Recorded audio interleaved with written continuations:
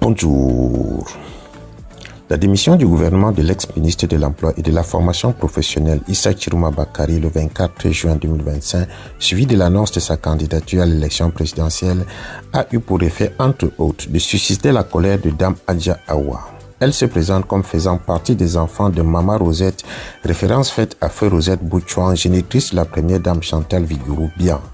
Dans les voix devenues viraux sur les réseaux sociaux, entre les critiques qui n'épargnent personne, ni même le président Paul Biya, dont elle se positionne également comme une supportrice devant l'Éternel, elle dévoile surtout les méthodes clientélistes qui guident les nominations au sein de l'appareil gouvernemental. Pour le cas Chiroma, à cause de sa colère, elle rappelle au ministre démissionnaire que la deuxième fois qu'il entre au gouvernement, il n'avait même pas un radis. Le scénario de sa nomination défie alors toute logique.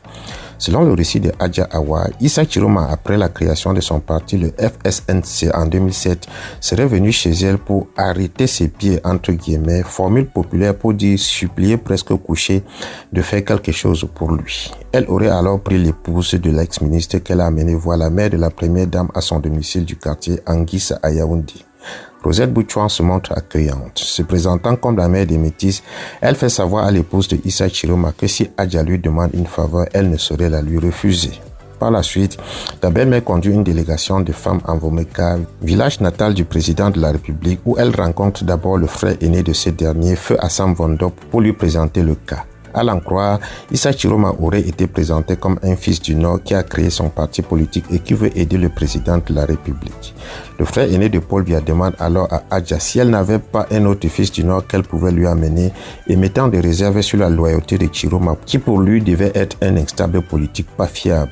Rappelant son passé de militant du STF, de l'UNDP, de l'ANDP et maintenant fondateur du FSNC, son passage au ministère des Transports qui n'avait rien d'élogieux, il demande pourquoi Adja lui ramène la même personne. Devant ces rappels des faits par Assam Vondo, Adja et la belle-mère multiplient des supplications. Assam Vondo rappelle alors à ses visiteuses qu'il est le chef de la famille et qu'il ne veut pas que l'on l'amène des maux de tête à son frère cadet, le président de la République, qui au demeurant n'a besoin de l'aide de personne.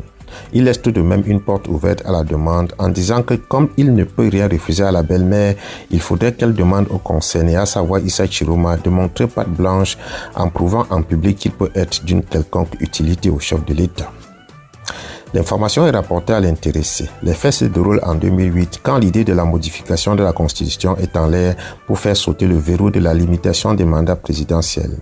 Issa Chiroma a saisi l'occasion pour devenir l'un des propagandistes de l'idée. Selon le récit de Adja, il prend alors le bâton de pèlerin pour prêcher partout où besoin est le bien fondé de la modification de la Constitution, clamant que Paul Biya peut rester au pouvoir 100 ans s'il le veut.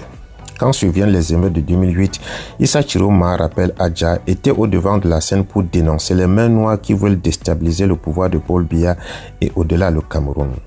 Une fois le vent passé, la délégation des dames faiseuses de roi retourne en Vomeka où elle rencontre au passage Baïro Fadil venu supplier pour le cas Aman Adama qu'on voulait enlever du gouvernement. Les démarches finissent par porter Issa Chiroma entre au gouvernement comme ministre de la Communication le 30 juin 2009. À la lecture du décret, je cite Adja dans son voix s'adressant à Issa Chiroma. Tu m'as appelé en Vomeka, tu parlais, ta voix ne sortait même pas. Tu demandais de dire merci à Maman Rosette, que tu étais en route quand tu as reçu le coup de fil qui t'annonçait que tu es nommé. Fin de citation. Ce bout de récit de la sortie de Adja replonge simplement le Camerounais dans l'univers des nominations au Cameroun.